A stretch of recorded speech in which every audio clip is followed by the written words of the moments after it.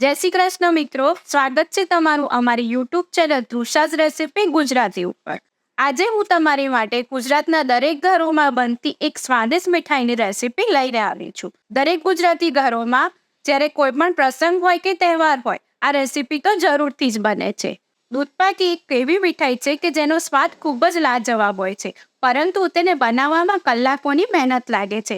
કલાકો સુધી દૂધને ઉકાળવું પડે છે અને દૂધને ચોંટી જવાનો પણ ભય રહે છે। તો આજે માત્ર 10 જ મિનિટમાં ખૂબ જ સરસ ક્રીમી અને ઘટ મલાઈદાર ટેક્સચર વાળો દૂધપાક કેવી રીતે બનાવો તે રેસીપી લઈને આવી છું। જો તમને કોઈ પણ પ્રશ્ન હોય તો અમને કમેન્ટ કરી જરૂરથી જણાવશો અને વિડીયોને સ્કીપ કર્યા વગર અંત સુધી જોશો। તો સૌપ્રથમ અહીં મેં પોણી વાટકી જેવા બાસમતી પોણિયા ચોખા લીધા છે। તો આ ચોખામાંથી 3 ચમચી જેવા ચોખા અલગ વાટકીમાં કાઢી લઈશું અને તેમાં ગરમ પાણી નાખી 10 મિનિટ માટે પલાળી રાખીશું। સાથે જ તેમાં 7 થી 8 નંગ જેવા કાજુ નાખીશું। કાજુ નાખવાથી દૂધપાકમાં એક સરસ ક્રીમીનેસ અને રીચનેસ આવે છે। તો કાજુ અને ચોખાને પલાળી રાખીશું। હવે હું આગળ કહીશ કે આ બંનેનું શું કરીશું। તો આવી જ ટિપ્સ અને ટ્રિક્સ જોવા માટે આજની રેસીપી છેલ્લે સુધી જોશો। તો હવે ગેસને ચાલુ કરી એક જાડા તળિયાવાળી કઢાઈ મૂકીશું। અહીં તમે જે પણ વાસણ લો તે થોડા જાડા તળિયાવાળું હોય તેવું જ લેવું, જેનાથી દૂધ તળિયે ચોંટી ન જાય। કઢાઈમાં 1 ચમચી જેવું ઘી એડ કરીશું અને જેવું ઘી ગરમ થાય તેવું તેમાં 3 ચમચી જેવા ચોખા એડ કરીશું। ચોખાને 1 મિનિટ માટે સ્લો ટુ મીડિયમ ફ્લેમ પર શેકી દઈશું। સતત હલાવતા જઈ ચોખાને શેકીશું। 1 જ મિનિટમાં ચોખા થોડા ફૂલી જશે તેવું લાગશે। બસ આ જ સ્ટેજ પર આપણે 1 લીટર જેવું ફૂલ ક્રીમ મિલ્ક એડ કરીશું।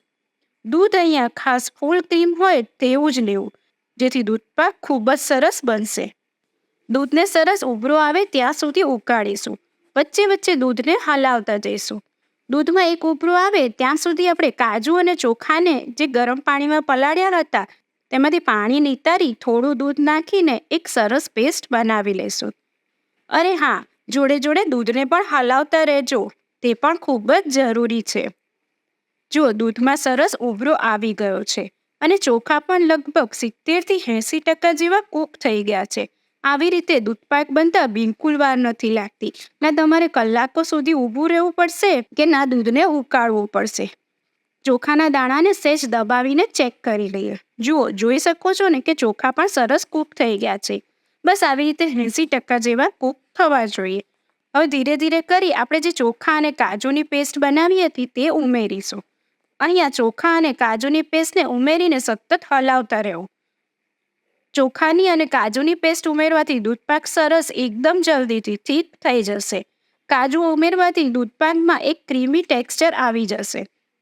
બસ સતત હલાવતા રહેવું ખૂબ જ જરૂરી છે। સતત હલાવતા રહી 3 મિનિટ જેવું ફરી ઉકાળી લઈશું, જેથી જે આપણે ચોખાની પેસ્ટ નાખી હતી તે પણ સરસ કૂક થઈ જશે। અહીંયા ચોખા તમે તમારા ટેસ્ટ પ્રમાણે વધારે કે ઓછા કરી શકો છો। લગભગ 3 મિનિટમાં ચોખાની પેસ્ટ પણ સારી રીતે કૂક થઈ ગઈ છે। હવે આપણે દૂધમાં 2 ચમચી જેવી ચારોળી એડ કરીશું અને અડધી વાટકી જેવા બદામ અને પિસ્તાની કતરણ એડ કરીશું। તમે અહીંયા તમને ગમતા ડ્રાયફ્રૂટ એડ કરી શકો છો। 1 મિનિટ જેવું દૂધને હજુ ઉકળવા દઈશું। કાજુ અને ચોખાની પેસ્ટ ઉમેરવાથી મિનિટોમાં જ દૂધ સરસ ઘટ્ટ અને ક્રીમી થઈ જાય છે। તો હવે આપણે દૂધને બીજા ગેસ પર ટ્રાન્સફર કરી લઈએ અને ગેસ ધીમો જ રાખવો અને એક બીજું પેન લઈ લઈએ અને તેમાં આપણે ખાંડને કેરેમલાઇઝ કરીશું। તો 1 લીટર દૂધમાં લગભગ 6 ચમચી જેવી ખાંડ આપણને જોઈશે। તો 6 ચમચી ખાંડને પેનમાં ગરમ કરવા મૂકીશું। પેનને મીડિયમ ફ્લેમ પર જ રાખીશું, જેથી ખાંડ સરસ ઓગળી જાય। અહીંયા ખાંડમાં પાણી કે ઘી કાંઈ પણ નાખવાનું છે નહીં। લગભગ 1 મિનિટમાં સરસ ખાંડ ઓગળવા લાગશે। પહેલાં ખાંડના આવા ગઠ્ઠા જેવું થઈ જશે અને પછી ખાંડ ઓગળવા લાગશે।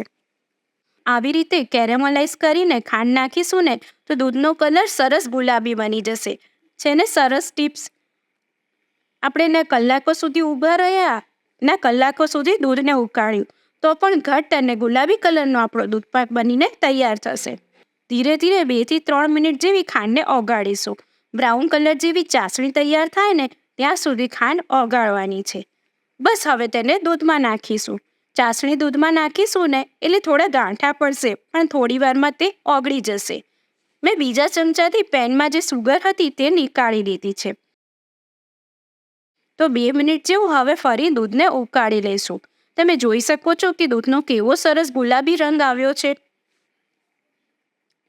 તો હવે 7 થી 8 તાતણા જેવું કેસર મેં દૂધમાં પલાળીને રાખ્યું હતું, તો તેને પણ હું નાખી દઈશ, જેનાથી ખૂબ જ સરસ સુગંધ આવશે. કેસર નાખવું બિલકુલ ઓપ્શનલ છે.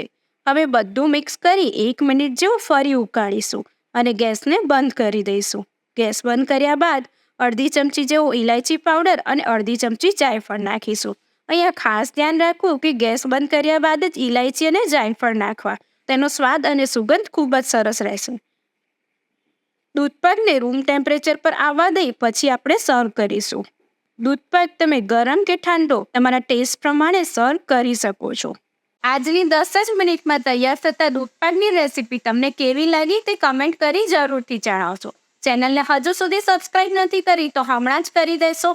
વિડીયો જો તમને ગમ્યો હોય તો તમારા ફ્રેન્ડ્સ અને ફેમિલી મિત્રો સાથે જરૂરથી શેર કરજો. વિડીયોને છેલ્લે સુધી જોવા માટે તમારો ખૂબ ખૂબ આભાર. જય શ્રી કૃષ્ણ.